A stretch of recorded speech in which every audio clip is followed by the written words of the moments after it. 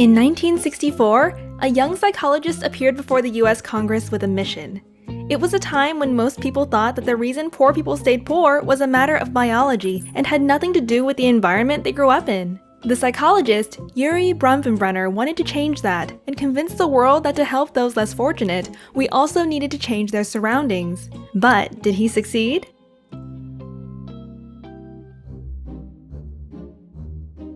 Bronfenbrenner's ecological system theory conceives that a child is influenced by 5 ecological forces. First comes the microsystem of family and friends that affect the child directly. Second are the forces of the connections between the people around the child, parents with teachers and teachers with peers. Then there are links between social settings that do not directly involve the child, such as the father with his boss, the peers with their parents, and the teacher with the principal. Next is the overarching culture, religion, and social norms that influences all others. And lastly, there is time, which changes everything over the course of one's life.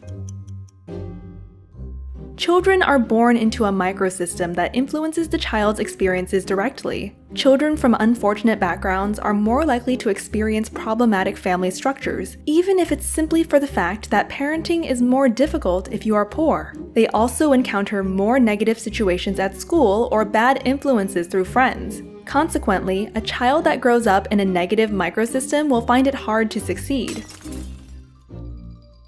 The mesosystem represents the interconnections between the elements that surround the child. For example, the relationship between the father and the school teachers.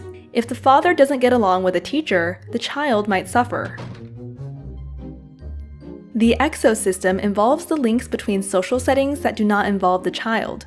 For example, a child's experience at home can be influenced by their parents' experiences at work. If the mother loses her job, there might be more arguments with the father, resulting in changes in their interaction with the child. The macrosystem describes the overarching culture that influences all other systems, such as a child's geographic location and ethnicity. Intelligent people who happen to live in bad places are more likely to move to better ones, but that also means that they are more likely to be strangers in a richer society. So, regardless of the child's biological potential or upbringing, on a macro level, he or she may still be at a disadvantage.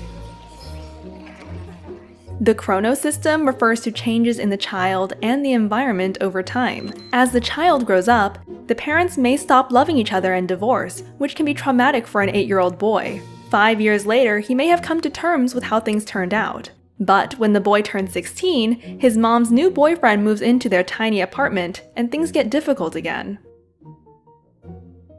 Bronfenbrenner, who was influenced by Lev Vygotsky and Kurt Lewin, convinced the US Congress that a child's prospect is not genetically predestined, but is the result of the larger environment they happen to be placed in. Children who grow up in unfortunate social structures, therefore, need a form of support that not only reaches their families, but also elements of their community. Bronfenbrenner's theory helped form the Head Start program in 1965, a government program that has served more than 35 million poor children since. Decades later, Bronfenbrenner and Stephen Sessi proposed an extension of this theory, called the bioecological model. This new model recognizes gene-environment interactions and acknowledges the role of heritability, but adds that genes themselves are under the influence of the environment. In other words, the process of heritability varies in a magnitude of potentials. How much a child can make of the potential they inherit depends on the ecological environment.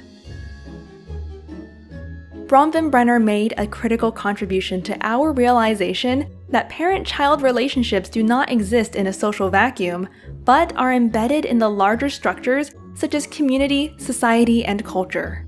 In order to develop well, he allegedly said, every child needs at least one adult who is irrationally crazy about him or her.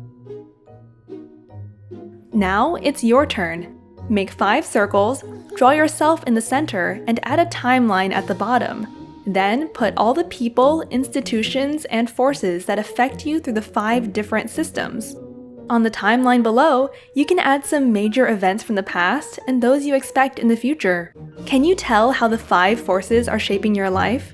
To read more about the topic or download the video without background music, visit sproutsschools.com.